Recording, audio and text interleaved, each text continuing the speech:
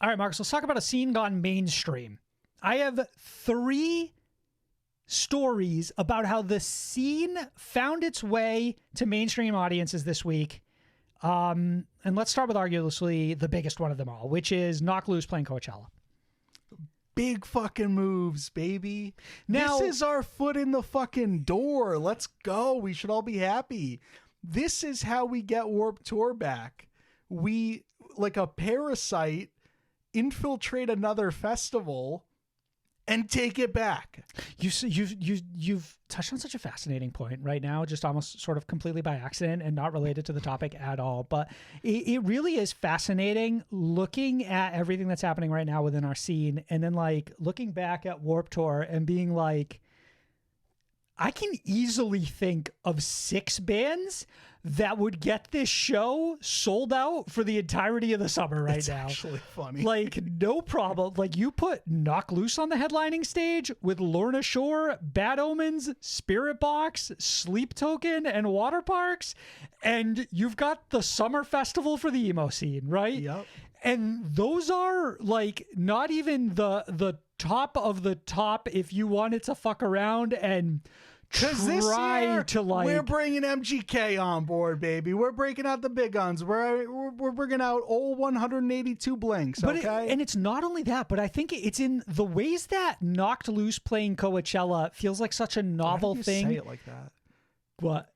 Coachella. Well, how are you supposed to say it? Coachella. Right. So how Knocked Loose is playing Coachella, and it feels like such a novel thing for all of us to discuss in the same ways that it feels like such a novel way for us to discuss how Machine Gun Kelly is pop punk, or the way that like this song took off on TikTok. And suddenly I'm seeing emo be the point of conversation in so many ways that just the idea that Warped Tour is back and you can go to it would be enough to sell it. You know what I mean? I know what you mean. And it's really fucking Maybe with my one brain day. now that you brought it up. But let's circle back here. So we had a little bit of this before with like Lorna Shore playing Lollapalooza, right? Lollapalooza, yeah.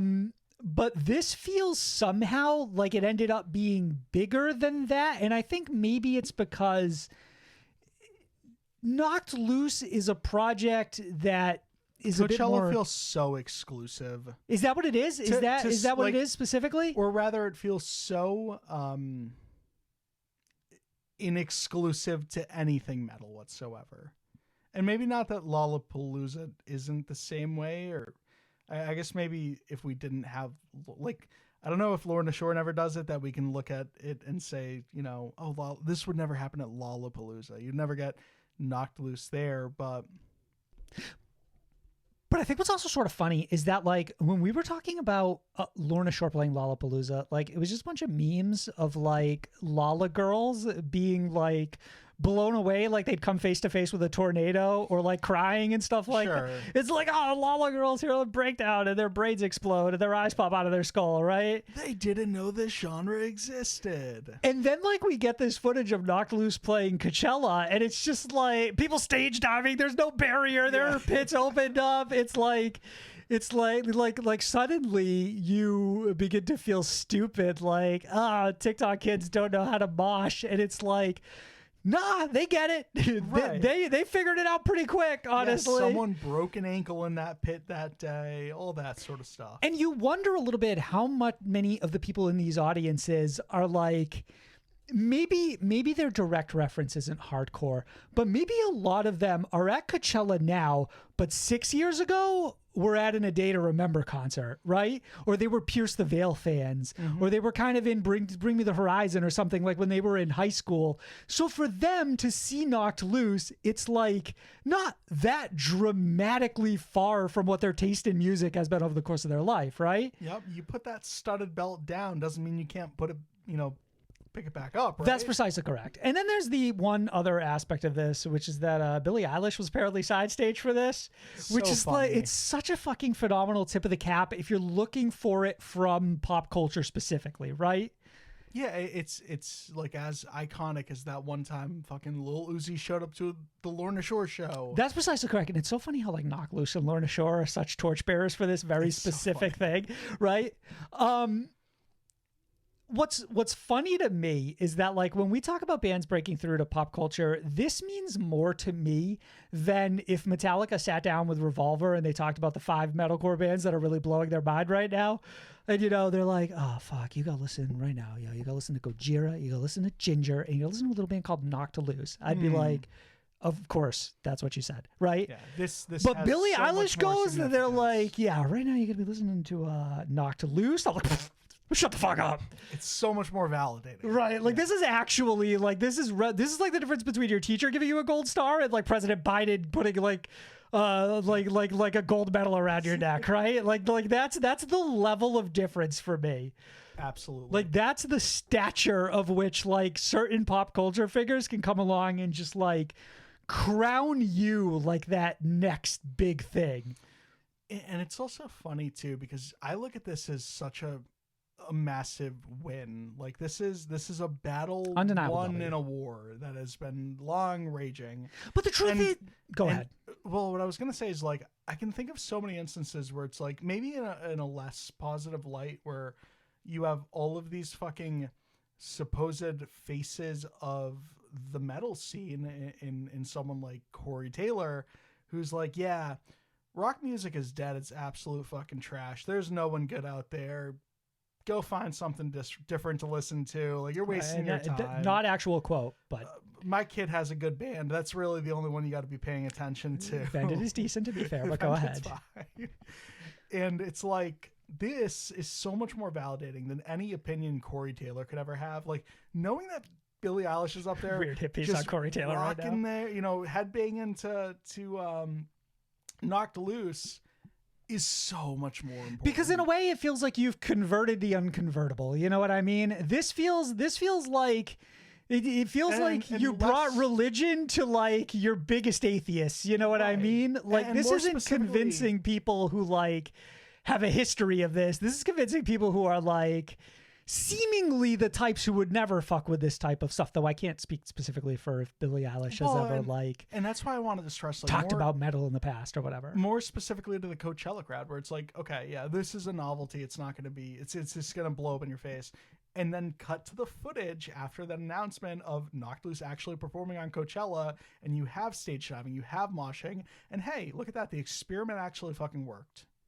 And I think part of it is because earlier you said this war sort of between the cultures, when in reality, I think this is completely materialized from what metalheads think the rest of the world sees in them and their sort of complete ambivalence, which is why you do get a certain subset of metal people who are like, well, Knocked Loose didn't even play their good songs, so it's like they wouldn't even understand if they heard good metal to begin with. So it's like, right. Obviously, everybody likes it when they go arf, right? Well, but that's I guess the reason So it's like with some people, it's like you could never win, but it's like they've created like this battle in their heads that doesn't even really exist. So it's like so many of us can go like, this is cool. They're playing Coachella, and I still feel like the vast majority of people at Coachella were like, yeah, Knocked Loose is fun, and then there's this subsection of metalheads who are still like, dude, those pits didn't even go hard enough. So it's like, you call that moshing? Right. The same people who get like eternally upset that anyone under 16 who discovered a band on TikTok showed up to a show to enjoy them, right? Fucking name 3 songs, guys. It's precisely.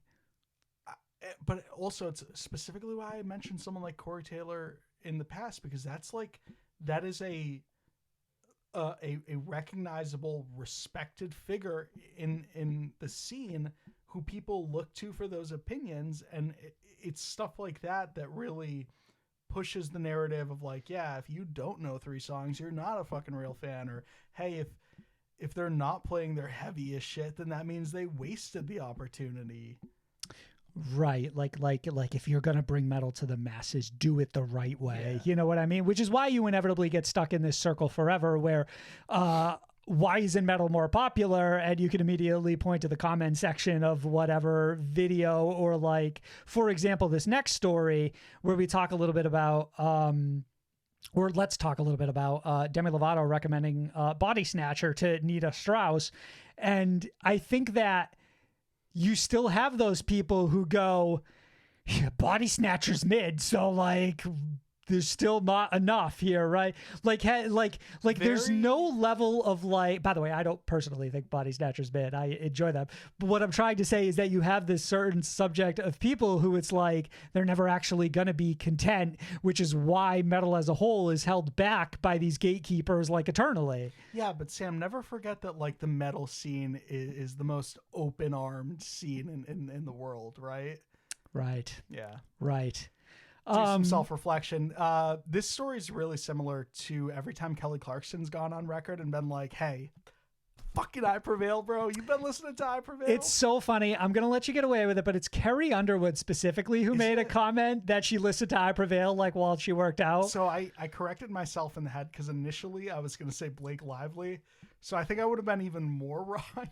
I do really have this funny idea though that like somebody would like look at Bodysnatcher and like keep saying, yeah, Demi Lovato recommended Spite.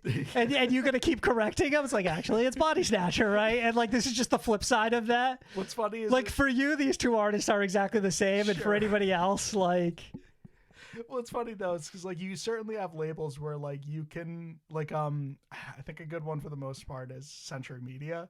Like you could say Signs of the Swarm and mean what's the other one that just dropped a song recently? Hilarious that you can't quite pull this I know together. it's Mental Cruelty. Mental Cruelty, but like realistically, like they look the same, but they're not. But like if you screwed the two up, it's not that big of a concern in the right. It's almost like your mother calling every band you listen to Bring Me the Horizon or something. Yes, precisely. Right. Nintendo.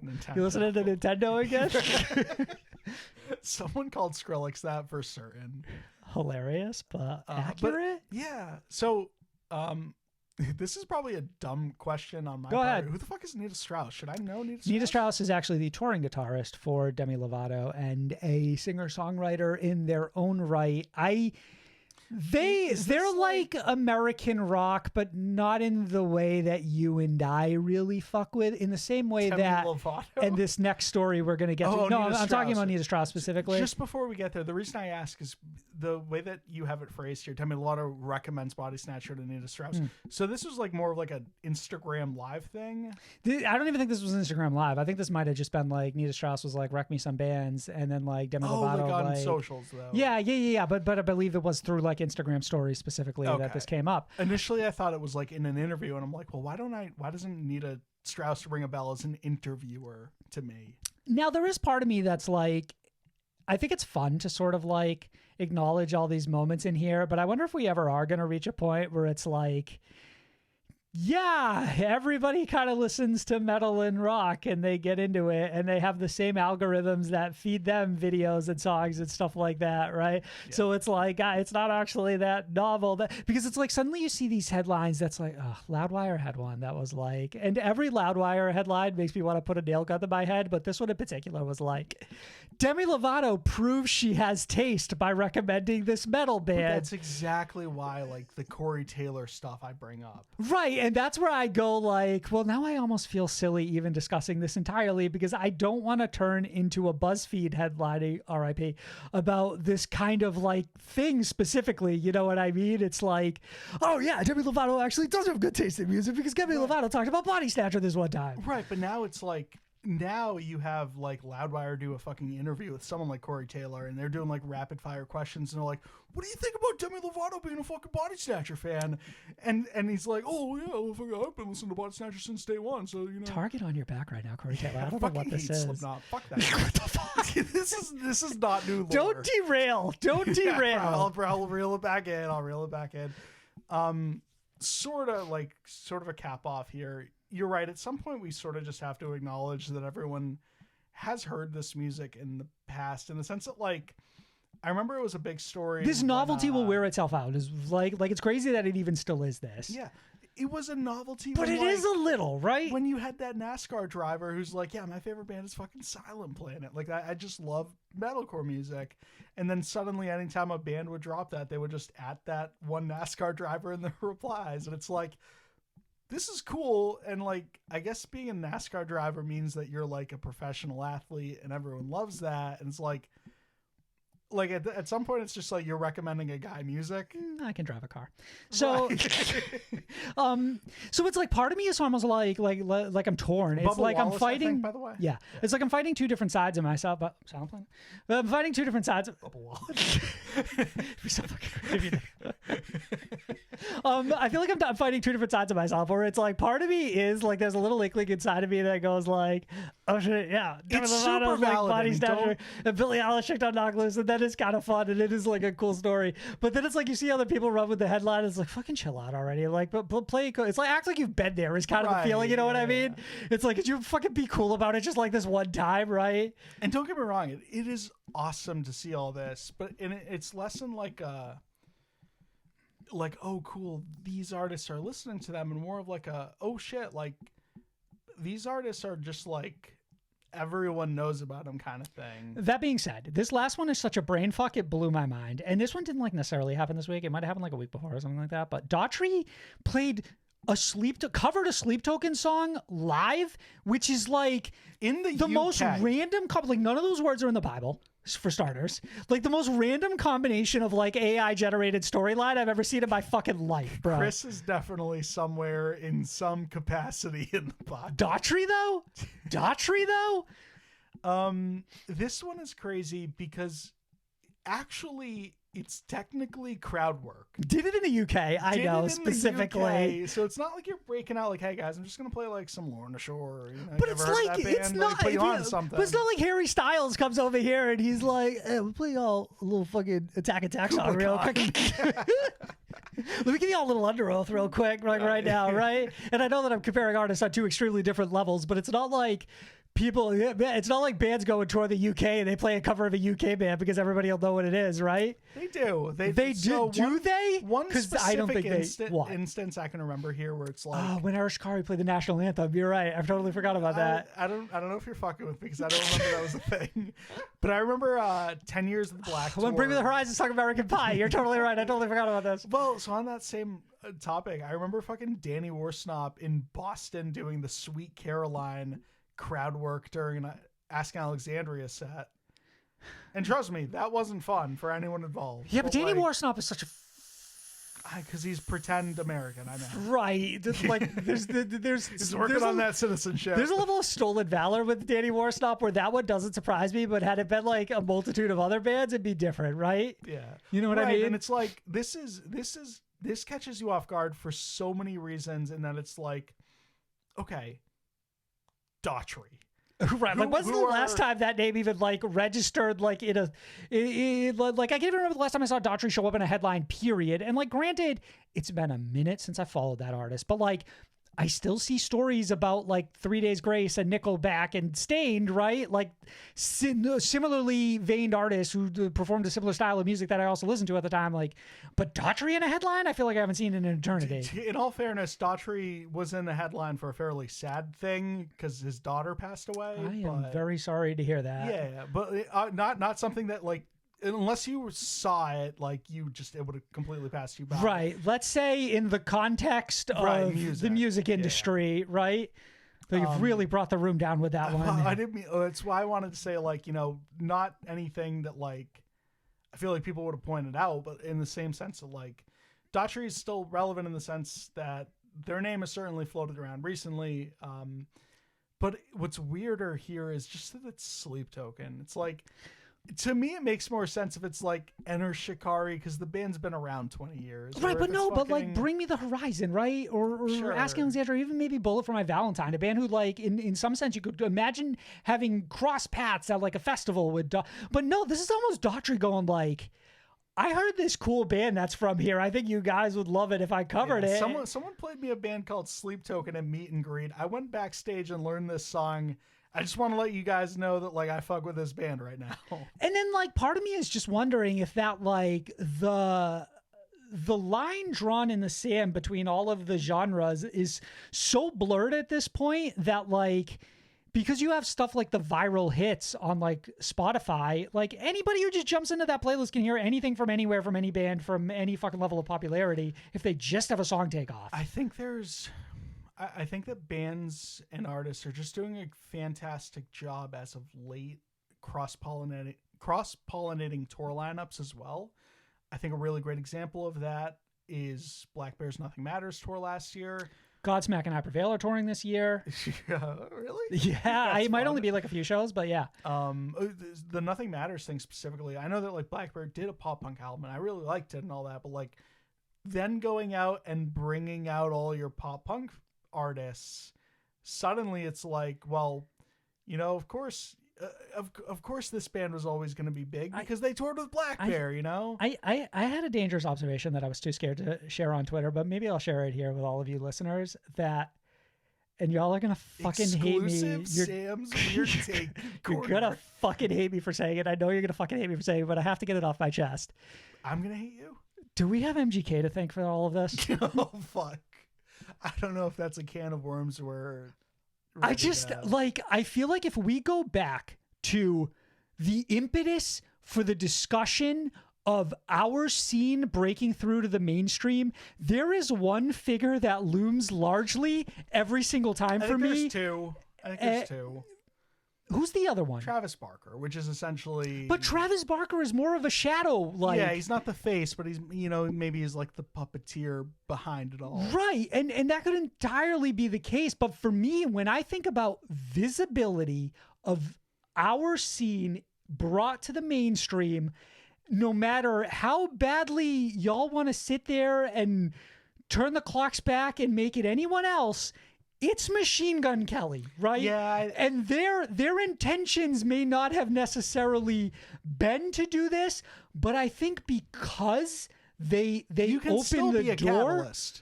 Because they open the door, I think it's what has sort of driven all of this to happen, right? I'm not saying Knock Loose played Coachella because Machine Gun Kelly, but I'm not saying they didn't. But aren't you?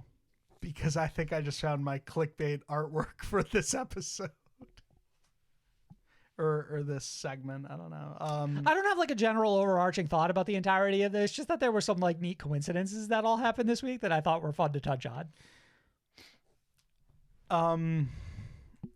Just real quick on your final point there, in the sense of like, yeah, I can't. It's my final point because this is my last show, everybody.